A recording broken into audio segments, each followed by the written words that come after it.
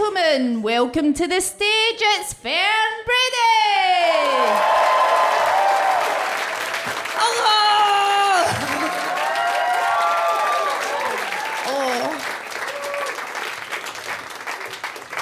This is so exciting. One of the most exciting things about this is over the last year, I've got my own audience, and I never used to have my own audience. In fact, for the first 10 years of doing comedy, people actively hated me. And now I have my own audience, and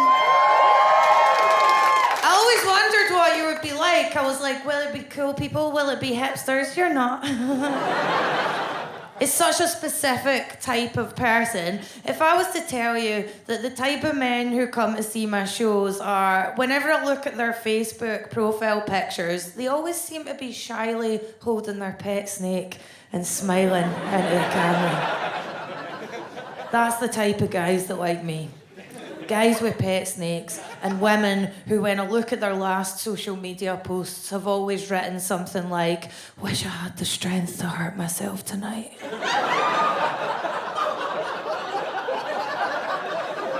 These are quite intense people. And I got recognised recently. This was really exciting. I was in Southampton, and the taxi driver said, hey, don't I know you? And I was like, yeah. He went, you're that mad Scottish woman who does comedy. What a USP! He put mad first and he put comedy last. And there's a very good reason for that. I think if you're a woman doing this, people still think that I haven't planned everything I'm going to say. People still look at me and go, well, that's just a mentally ill woman that's been allowed on stage. Why is she embarrassing herself like that? Whereas Boris Johnson doesn't even need to brush his hair and gets to be in charge of the country. Do you know why? Because he's got a posh English accent and he's a guy. Right? Posh English accents get you everywhere. Prince Andrew gets to be in a paedophile ring. Not that that's something I'm aspiring to. Because he has a posh English accent. He basically admitted to being a pedo on a Newsnight interview that couldn't have been more of a car crash unless Prince Philip was driving. And he gets away with it. I'm going to make reasonable points during this show, and you'll just laugh. Why? Because I'm a Scottish working class woman. Thanks. But I live in England, so I get treated like I'm a half-wit on remand for prison. It's terrible being an intelligent woman trapped in a Scottish accent and living in England. I didn't know this was my voice till I moved to England, right? In my head, I talk like Stephen Fry, and then moved down south and started going into shops, and people just looked at me like a dog was barking at them. So I've lived there for 10 years, and it's largely great. The shops are open for ages, but one of the hardest things is every day for the last decade, what my English friends love to do to me is repeat what I'm saying back at me in a bad Scottish accent. And they always have a look in their eyes like, she is gonna love when I do this. Every day. I've got one friend that does it all the time. Her name's Hayley. She's always like, Fern, this is my impression of you. Hello, I'm Fern Brady! Thanks, Hayley. I feel so comfortable. This is my impression of you. Please don't tell everybody about the time I gave everyone at uni chlamydia. Sorry, still not getting that Cockney accent, you fucking okay. I never really thought much about being Scottish. Then I moved to England and I became Scottish Fern, and then you realise that you're meant to live up to this cartoon version of Scottishness where you're aggressive, a drunk, allergic to salad, right? Yous all know the drill. It's hard for me to live up to this, right? Because I'm quite quiet off stage. Salad, can't get enough of it. I was considered almost quite middle class growing up here. Scottish middle class, not English middle class, right? Scottish middle class is where you've been on a plane once and mum makes you eat fruit regularly. Don't like drinking either. This is quite a weird thing to say as a Scottish person and a professional comedian. I don't like alcohol. And not because I'm a recovering alkie or anything. I just don't need drink to make me blunt and offensive in social situations. Guys, that is a gift I have naturally. Here's another thing. Be jealous immediately. Never needed alcohol to make me a slut. I seem to accept early on in life I enjoy pumping sea monsters. Why bother with the health risks of alcohol?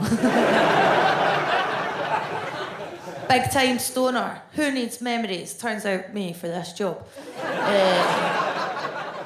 Oh man, I love to smoke joints, but I've had to quit it for the sake of my job because my memory was getting so bad I had to Google the phrase double bike because I no longer knew the word for tandem. I've been smoking heavily for like a year, and I was like, all that stuff about memories is just government conspiracy theories. And then I went to say the name of I've been going out with the same person for 8 years, so I know his name, right? His name's Connor. I went to say his name, and I thought, is this cunt even called Connor? Who knows? Just act confident. See, when I was growing up, whenever I saw Scottish comedy on telly, it seemed to rely on slagging off Scotland, and it was a kind of shtick that was like, oh, aren't we all just fat, illiterate bastards eating chips out of bin? That's what it was, right? I don't like slagging off Scotland. I'm not comfortable with it, apart from one crucial thing, and that is the world of Scottish amateur pornography. Which I made the terrible mistake of watching. This is a real category of porn. I'm not making it up for the show. Don't watch it. But a lot of you are drinking, you easy. He's cheersing, he's seen it. Scottish porn's the most depressing porn I've ever seen. Comes a close second to Russian porn, and at least in that they're skinny, but it's in that bleak, we did this for a piece of bread kind of way. I've watched literally every Scottish porn on the internet for the purposes of this show. Some of the clips, you're like, how can I even tell these people are Scottish? There's not much dialogue. Let me tell you, I knew. With a depressing inevitability, I knew my own people. Because it was just pale, hairy white bellies smashing against each other in close up like water balloons filled with yoghurt. Every few seconds, a wee voice off camera would go, oh, aye. Or memorably, tug on my pubes, Rona!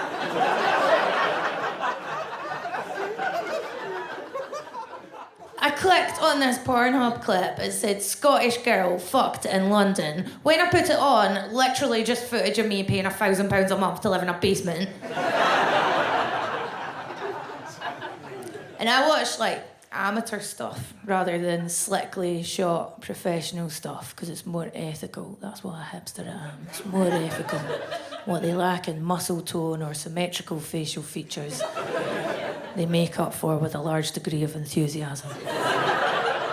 You know what I mean? I can see who watches it, yeah. I've had to stop watching it and go back to the professional stuff. I'll tell you why. Firstly, can't control the soundtracks in people's homemade sex tapes. I had to turn off someone's amateur porno because they were playing the song Everybody's Changing by Keane in the background. Oh, which will come first, climax or me killing myself?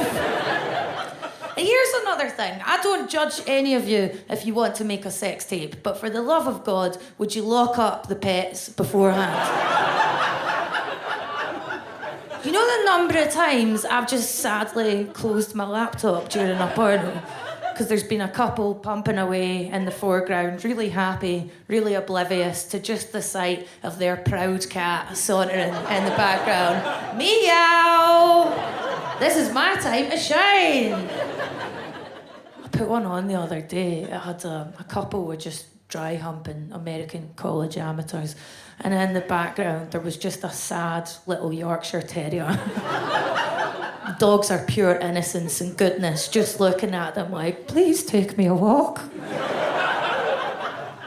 I watch lesbian porn, mostly because straight porn is largely made for straight men, so it'll have these blowjob scenes that go on for 10 to 15 to 20 minutes. Well, why don't I just watch someone file a tax return? Men in the audience, do you hear how many more lady laughs are coming after that bit? I have like a list of little tasks that I need to get done round the house, and the one that never gets done, and I feel bad about it every day, I always think about it, is whenever I put a porn on, I'm at the beginning of a wank. It's another fantastic day as a self-employed lady. I think it'd take you seconds to put some blue tack or a bit of tape over the camera of your laptop, and you never do it. And one day someone's going to hack into my laptop and steal footage of me wanking. That's a thing, yeah? Then it's career over or the start of a glorious new career. This is what stops me doing it, I think. Don't flatter yourself. Realistically, who is going to want to watch footage of a 33-year-old woman in full winter pyjamas? Sheets pulled up to my chin because I'm a Catholic. Don't want Jesus to see. Or my dead grandparents, dirty voyeurs. Triple chins, just... completely dead-eyed. Who needs facial expressions, man? Facial expressions are for when you're with other people. There's a market for that, though. There's a market for dead-eyed Scottish women in porn. I know it. Whenever I get asked to describe my comedy, I always say it's accessible, observational stuff, suitable for the whole family, right? Then you start reading descriptions of yourself over the years. Mine are always consistent. They're always blunt, brutal, forthright. I don't read reviews, but I saw one by accident recently. It opened with, "Fern Brady scares me." That was a nice review. Who's this scary woman they're talking about? I'm a lovable, nice girl. And I'd always wondered why people thought I was aloof. And then I was doing a show in Berlin, and a woman came up to me at the end and she said, "Just so you know, your entire set is a description of a woman with Asperger's. You should look into it." One guy just laughed there like, "Oh, thank God she realises." It was the 10th person that had said it to me, right? One of them was me into the mirror every day. Looked into it, started getting diagnosed. I'll be honest, guys, it's not a huge surprise. I've always felt like an alien trapped in a beautiful woman's body. The rest of the show isn't a poignant unpacking of the diagnosis and how I came to terms with it, and then we all have a little cry. No. I'll just tell you where it affects me, right? I thought it'd be cracking to get to a point in comedy where people recognise you for your comedy and say they like your stuff. Then it started happening and I was like, oh, I forgot I don't have any social skills off stage. A guy came up to me in the airport. He was like, "Hey, I've seen you on YouTube. I really like your stuff." In my head, when this happens, I'm always like, "Thank you so much." The way I responded to this guy, however, was by silently holding out both my hands and holding both his hands and just smiling in his face dementedly, like Kate Middleton when she meets a heroin addict at the opening of a community centre. Don't let that put you off chatting to me after. Just know I've been coached in how to talk to you by my autism therapist, Jemima. I'm not good at being diplomatic, that's my problem. And it led to me having my first scandal in comedy in the last year. Dead exciting to have a scandal as a comedian. Mine started because I was doing some material about a political party called the DUP. Now, some of you know who they are. If you don't, they're these Northern Irish Christian politicians. They hate women and gay people, even though their leader is a stone butch lesbian who doesn't realise she's gay yet. Her name is Arlene Foster. Gay marriage was illegal in Northern Ireland until I started touring this show. Coincidence? I did some material about Arlene Foster, saying she was a homophobe because she was secretly gay, and I then performed it on a little-known channel called BBC One. The BBC lawyers checked it. I thought I was fine. And then the programme came out 2 days later, and I was made aware of a newspaper story in the Belfast Telegraph, Protestant newspaper. This is for an American audience, but I couldn't help being like, we'll do some sectarianism for the Glasgow audience.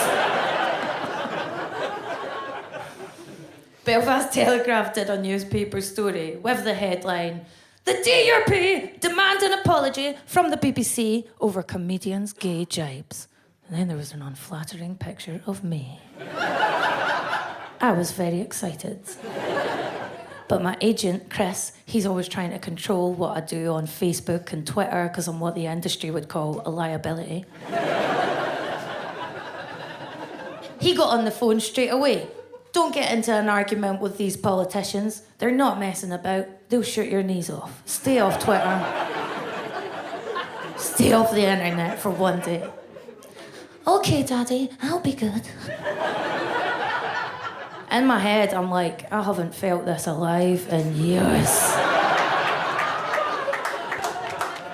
I get off the phone. I went on Twitter immediately.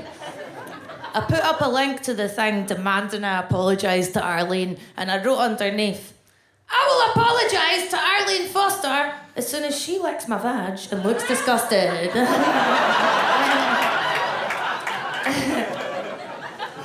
I'll make no further comment to the press because I'm a very private person.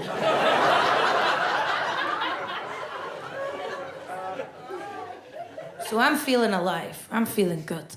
The only thing that bothered me about this story was the way I found out about it. And the way I found out was a gay guy in Northern Ireland tweeted me, and he tweeted me trying to cancel me because he was furious at me. He said, "How dare you say Arlene Foster is secretly gay just because she's a homophobe?" Well, can I just be honest? I think all vocal homophobes turn out to be gay in the end. It's just a waiting game. Vladimir Putin, hello. Then he said, "Butch lesbians are never a punchline." That got to me. And then he said, "Stay in your fucking lane." I was like, oh. Stay in my fucking lane. I've never been so happy to play in my life. My hands are shaking. I'm like, mate, if you're trying to say that I hate butch lesbians, someone needs to tell all the butch lesbians I've dated, because I'm a bisexual. Oh, game, set and match. I know one clap for bisexuality in a Scottish audience. Doesn't surprise me. Like, I didn't want to say I was bisexual on Twitter or anywhere. Like, see, if I'm honest, Scotland is barely on board with smashed avocado, never mind alternative sexual orientations. It's not just us. A big part of being a bisexual is constantly being told you're not a bisexual, you're going through a phase, you're just whimsical. Oh, aye, that's me, whimsy down a T. So for years, I tried to get on board with the idea I was a straight woman that just had sex with an awful lot of women. Never thought I was a bisexual. I just thought I was a legend. Thanks for your support. This guy tweets me trying to say I hate butch women. Obviously, I know I don't, but straight away, I have to publicly beat him in the Twitter argument, don't I? I have to prove him wrong publicly, and the only way I can do that right here, right now, would be to have a three-way with a butch lady and a very timid little Irish man that I'm in a long-term relationship with. I go out with a man now. I worry when I say that there's going to be some of you going, "Oh, good, good, she's been restored to factory settings." Look, it wouldn't matter what gender my partner is. He is a civil servant who was born an old man, right? He's a very vanilla type person. And for his birthday, I said, "Listen, you can have whatever you want. You can have whatever you want, baby. I got money now." He went, "Can I have a shoe polishing kit with both black and brown shoe polish? Live your dreams. Can you imagine having a freeway with that? He'd only embarrass himself. I'd be working away on some woman being incredible. He'd be sitting at the end of the bed crying, putting us off, tears dripping onto his little shoes as he silently buffed them. I have an incredibly settled home life, right? And it's nice, but I wish it was more exciting sometimes. And the other day, I was talking to this comedian. She's much cooler than me, and she has a really cool dating life. And she said, oh, so I'm dating Jack and his girlfriend now. I'm in a throuple. Like she was getting a new kitchen. And for some reason, to keep up with the Joneses, I said, Connor and I are thinking of becoming a throuple. Went home that night, sitting in bed next to him. He's reading the latest interest rates on moneysavingexpert.com. And I said, Connor, do you think, can we maybe get a new boyfriend or girlfriend? He went, which one of your bohemian friends have you been talking to now? What do you want to be in a throuple for? I went, well, maybe then you'd have someone to go to park run with. Because I hate it. He went, Fern, I've told you, stop asking me deviant things. You have this idea of yourself in your head that you're a mad slag that loves shagging, when really you just like coming home to me, having dinner and cuddling.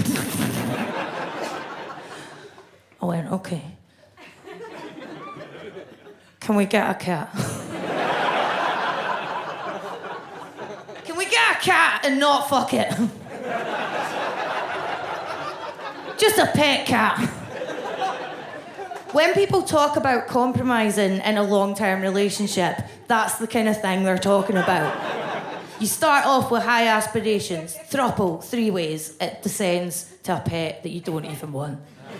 I like dogs, now we're getting a cat. I thought I can't criticise Arlene Foster for being closeted and not say I've had a few women in my time myself. So I says I was bi properly, and this time I did it during a stand-up set on telly. And as I said it, I felt sick. I felt like really nervous about saying it, but everyone started clapping me for being a brave girl. They were very woke and progressive. And I was thinking, stop clapping me for being brave. Fuck off, man. It's only half gay, so it's only half brave. I was thinking everyone I went to school with is going to see this on telly and slag me off and say, she's just doing this because it's the easiest way of being a woke hipster. It's easier than becoming a vegan, and I'm a vegetarian, which is the bisexuality of diets. And that's how Mum and Dad found out, was they saw me talking about it on telly. Imagine that's how your mum finds out about all that, right? What all that is. That's me fingering an unbelievably tall lady.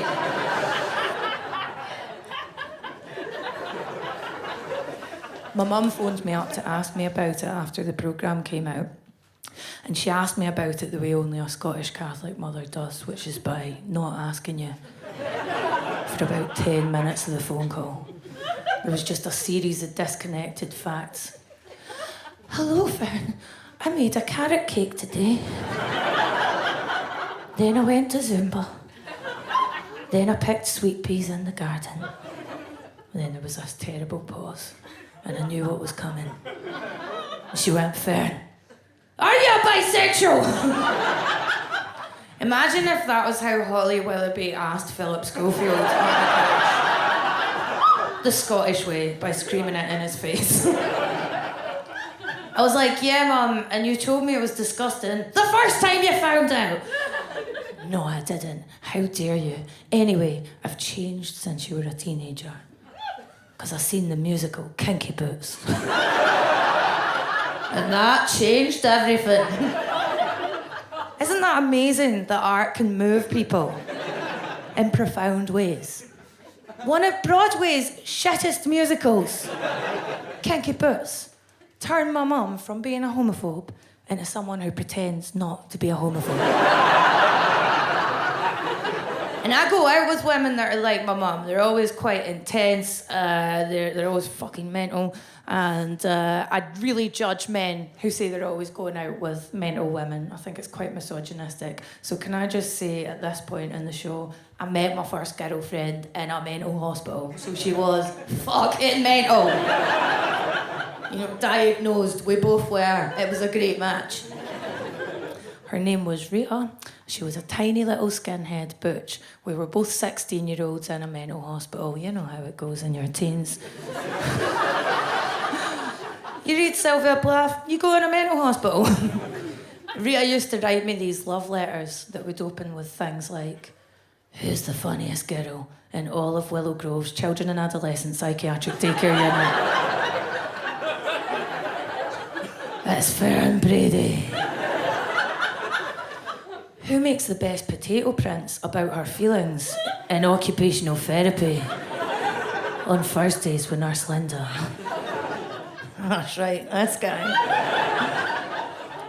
And then there was a terrible drawing of some palm trees on a beach done in crayon, and it said, "When I look into this lassie's eyes across group therapy with that bitch Nurse Fiona, I can see the sun setting on a beach."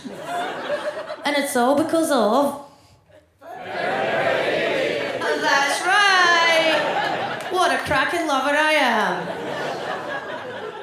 So Rita had given me this wonderful necklace along with a letter. The necklace was a very classy necklace from the Elizabeth Duke at Argos range. Oh good, some scum get that reference. Posh people of Glasgow, Elizabeth Duke at Argos was a range of jewellery where working class people could express earnest emotions at a fantastic price.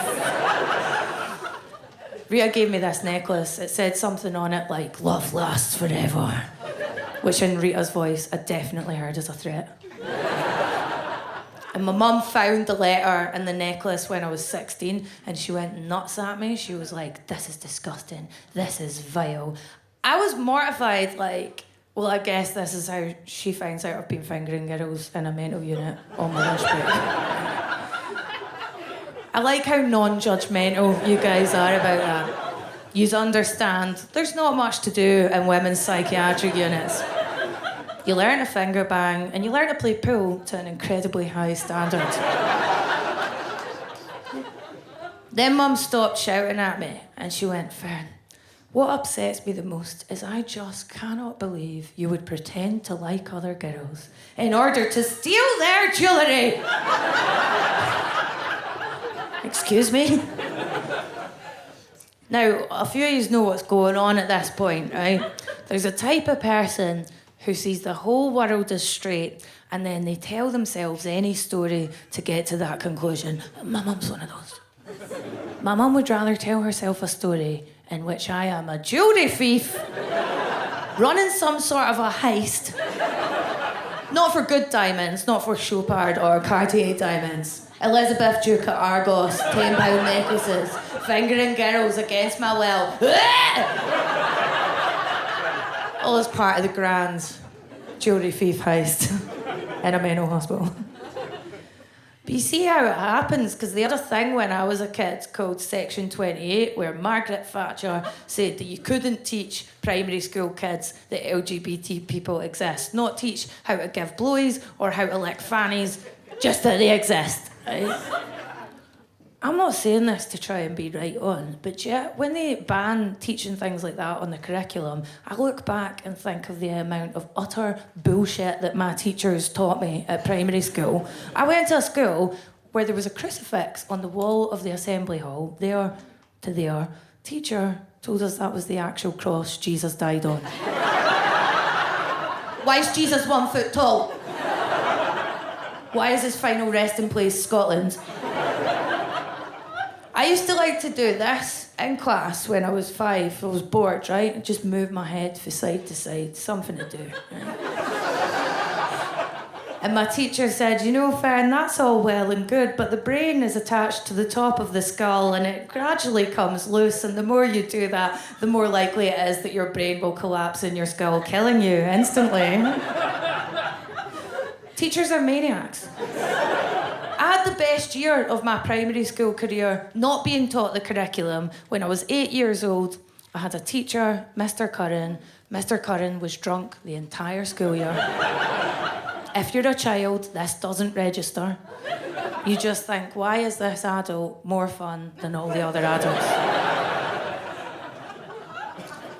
Didn't teach us anything, just came in every day, sat us on the carpet and told us stories about walking his three-legged dog in the woods. Now, one day, he sat us all down and he said, kids, while I was walking my three-legged dog in the woods today, I found something very special. And he had a shoebox in his lap. No. He just went, oh God. I don't know what kind of school you went to. But this isn't the point in the story where he's like, it's my big willy! Now suck it! Bitches. Get your mind out the gutter. Because something beautiful's about to happen. He said, I found a little badger. I swear to God, he opened the shoebox and a badger come out. So beautiful. Greatest thing that had happened in my childhood at that point. Every day for a year, didn't do any arithmetic, didn't do any handwriting, just had this drunk guy stoating about with a badger in a box. One day, he said, listen kids, I'm going out of the classroom for a bit. You're 8, you can take care of yourselves. Well, I'm down the pub.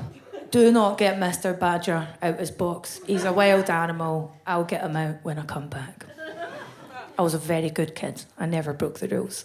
However, I sat next to 2 very nasty boys, Lee and Kevin. They're definitely in prison now. And I said to them, I love having Mr. Badger in class. I think he's the best thing to happen to primary 4. Lee and Kevin turned to me and said, this is hard to say. They said, that's no a badger. That's a fucking puppet in a box, you fanny.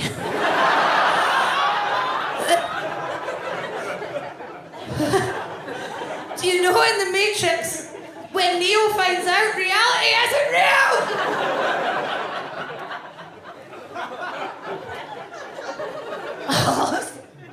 I felt my vision go black. The room starts spinning around me. I'm shaking my head uncontrollably. No, man. Reliving the past year of my life, looking in Mr. Badger's very real eyes. Hanging out with him every day. I said, guys, I'm 8. I'm not stupid. That's a real badger. I said, I'll go to the front of the class now. I wouldn't normally do this, but I'll go to the front of the class and I'll take him out of his box and I'll show you how he's real. They went, you're a fucking spoon.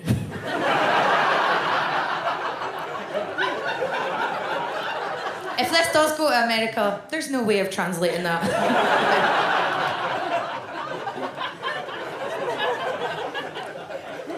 Went to the front of the class. I stood in front of the box.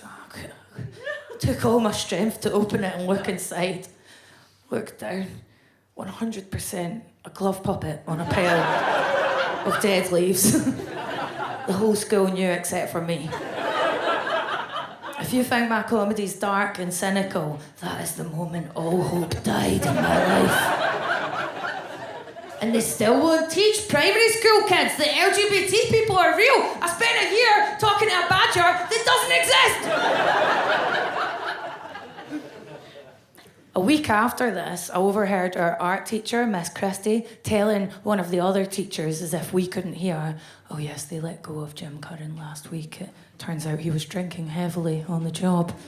And those 2 boys from earlier just turned to me and went, hi, Fern, guess what? We saw him walking his dog in town. It's got 4 legs. Twist the knife in, why don't you? People in power just lie to you. I think people are getting more progressive on sexuality because I get a lot of younger people come into my tour shows, and they're so cool in terms of seeing sexuality as a spectrum, and I think it's great. And I says to my wee boyfriend, now people view it this way. Could you be anywhere else on the Kinsey scale of sexuality? And he answered really earnestly. He was like, I've thought about it, but I honestly don't think I want to suck a dick. I was like, Connor, no one likes to suck a dick. It's just a polite thing to do.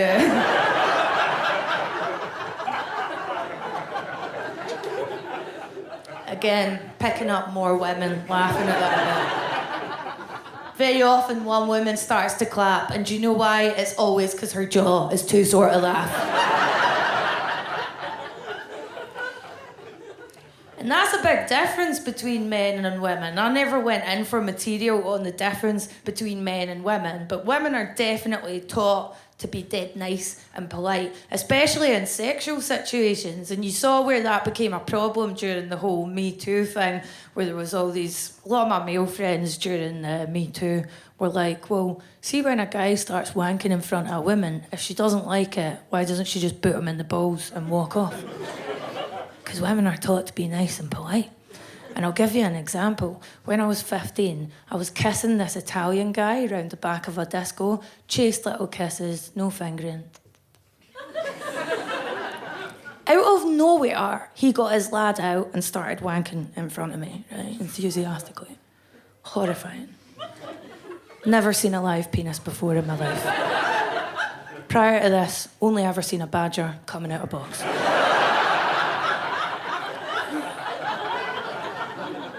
But I didn't show I was horrified, because I knew instinctively you have to smile and not offend a man. So that was exactly what I did. Just stood back like, very good. I don't want to touch it. No, I might just keep smiling at you and walk away. Can he walk and wank at the same time? Yes, he can!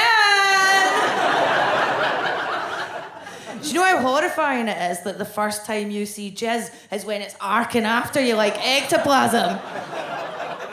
Well, an Italian guy chases you. Suck this, Bella! Jizz is disgusting, right? I don't want to sugarcoat it for you. I mean, I do. I wish I could. Jizz is disgusting. But women don't say it because we're very polite and every porno treats it like it's manna from heaven. Danon.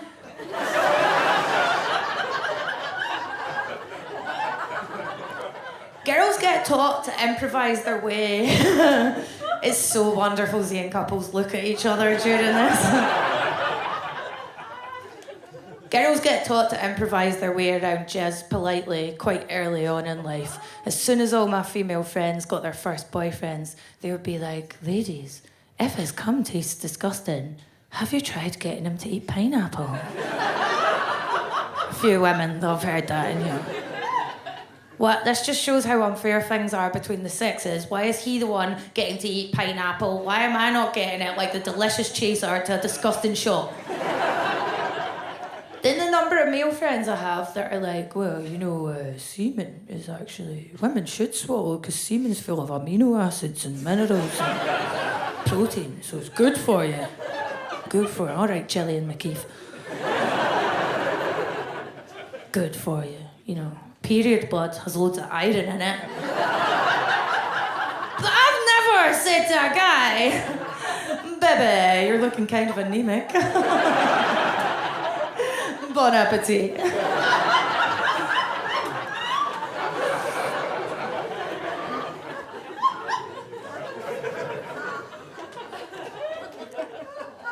I'm really interested in how much women are taught to be polite. And I'll tell you where I see it a lot is on social media.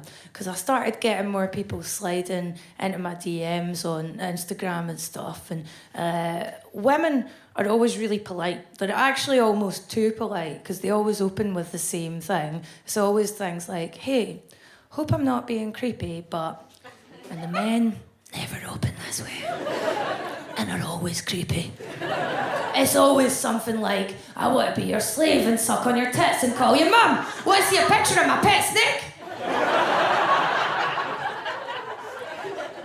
Then women are like, hey, hope I'm not being creepy, but where did you get your shoes from?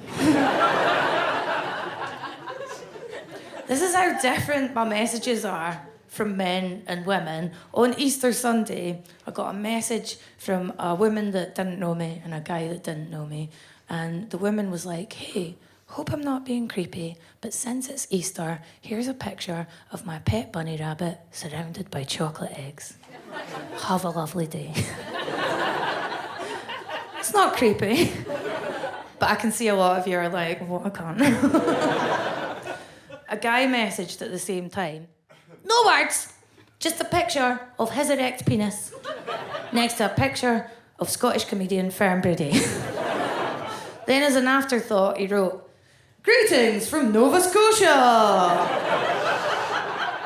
Well, that is the worst postcard I'm ever going to receive. Look, I don't want to be anti-men by any measure. I mean, I absolutely do, but I also want to be more marketable. Shrewd businesswomen.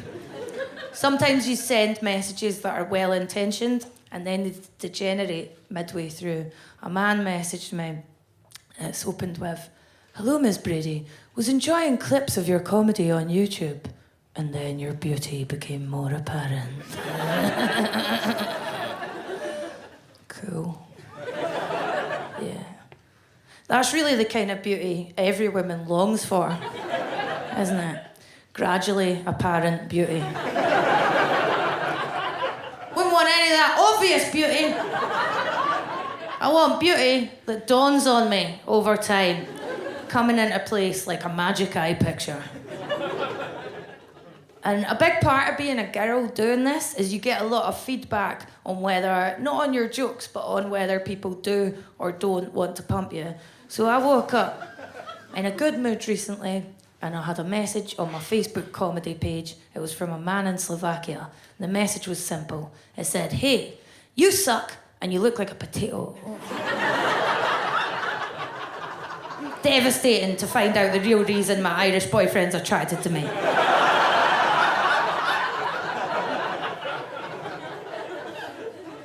Text my boyfriend, upset, and he went, the most beautiful potato I've ever seen. Went on for 4 months. He messaged me, he messaged my agent, he messaged a few comedians. The message was always the same. Fern Brady looks like a potato. Every time I told my friends, this is the worst thing. Anytime I told my friends, they all had the same answer. The answer was never, it's okay, you don't look like a potato. They all said the same thing. Every single one of them went, well, I love potatoes. That's how you know body positivity's gone too far. Just lie and say I don't look like a potato in a wig. The whole thing of worrying about looks for women is getting worse, and I hate it because it's not a personality trait. And I was a really ugly child, so I know how horrible people are to you when you're not cute. I had big, thick milk bottle glasses. I had a mullet, and I had a moustache by the age of 10. Big old moustache. Everyone in school bullied me. Must ask you a question. Must ask you a question, badger girl. Whenever I cried to Mum about it, she was like, they're just jealous. They're just jealous, darling. Are you just pulling random parenting advice out of a book? Jealous of what? Jealous that I look like a Cuban revolutionary at the age of 10? Now, I especially hate when you're a woman going about her day, not even thinking about how you look, and a man feels the need to comment on your beauty. I'm talking about catcalling, but I feel like catcalling isn't that bad in Scotland. I think because Scottish men have an innate sense of Scottish women's tendency towards sudden violence. But I was walking around London recently, during the day, minding my own business. I walked down an alleyway. A man came out of a sexual health clinic straight away. I'm not making eye contact. And I could just sense he was going to say something. He went, hey, beautiful, want to suck my dick? Some of you are baffled by this, but there's definitely women in the audience. Yeah, you've had that happen to you, right? Any women that's had this happen to them will know There's no point getting angry at the man. There's no point saying anything. I was eating some chips at the time he said this, so as soon as he shouted at me, I knew what to do. I started to silently spray the chips I was eating out my mouth, maintaining direct eye contact the entire time. Is this beautiful now? Women in the audience, that's what you have to do. Make your catcaller regret they ever said a word to what is clearly a very disturbed individual. I'll stop at nothing. I've had guys shout at me out of passing cars for a laugh, and then the car will pull up in traffic and I will snort into my hand and drag it down the windscreen. Still want me to cheer up?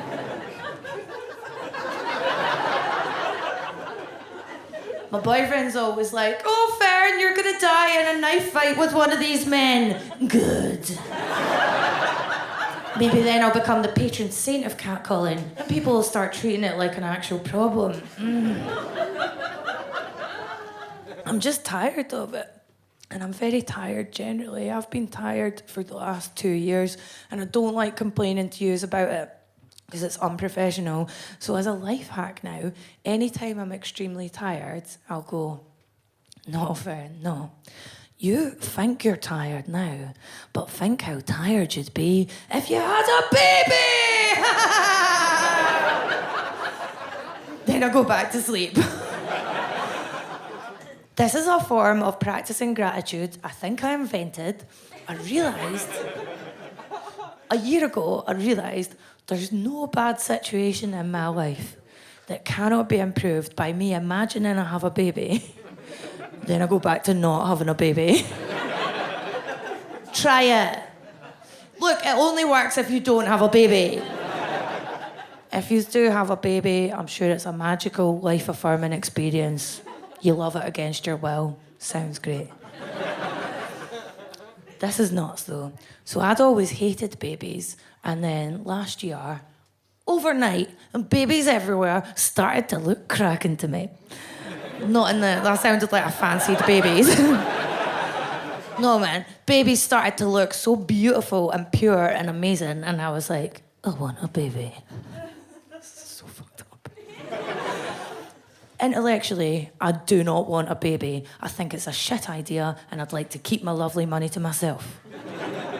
But my body is at that sexy age where it's trying to trick me into having a baby, and it's a level of conflict I never thought I would feel. It's the level of conflict people like Arlene Foster must feel every time they're flicking through the ladies' bras section of a catalogue or checking out Nicola Sturgeon's holiday pics on Facebook.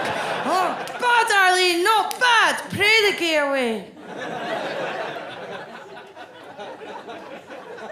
Conflict. My brain don't want to have a baby, but my body do. And my body tries to trick me by making me think things like, but Fern, if you had a baby, it would be like a friend that could never leave. Oh, you know what I'm on about. Oh, imagine being so lonely you have to shag your friends into existence. Because when you're honest, that's all a family is. Like all the families looking at each other.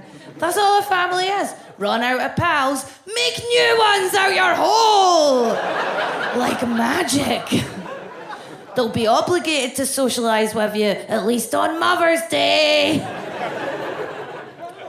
I love babies. I can't stop staring at babies in cafes right now. And people see me staring at babies and they think that means I'm actively trying to get pregnant. I'm not. I'm riding these thoughts out till menopause. Fingers crossed.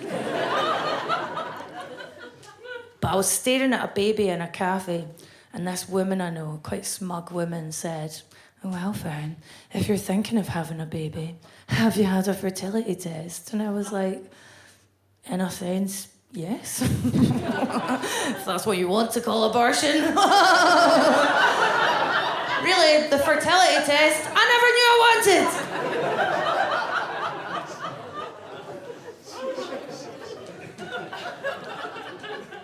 I knew it was going to play that way in this room.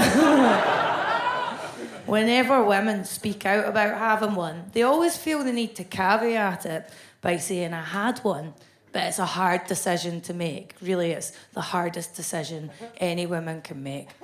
The hardest decision with mine was they said, you can have one in Leeds, Miss Brady, or you can have one much sooner in Doncaster. I'm sorry, is this the Jeremy Kyle show? Am I fuck having an abortion in Doncaster? This baby will die with dignity! In one of the financial centres of the UK. Leeds, thank you. I did a charity gig for an abortion rights group recently. It's not an easy cause to raise money for, and I thought, this is going to be cracking. Back to back. I thought back to back abortion jokes all night. I'll be with my own people. What a laugh we'll have.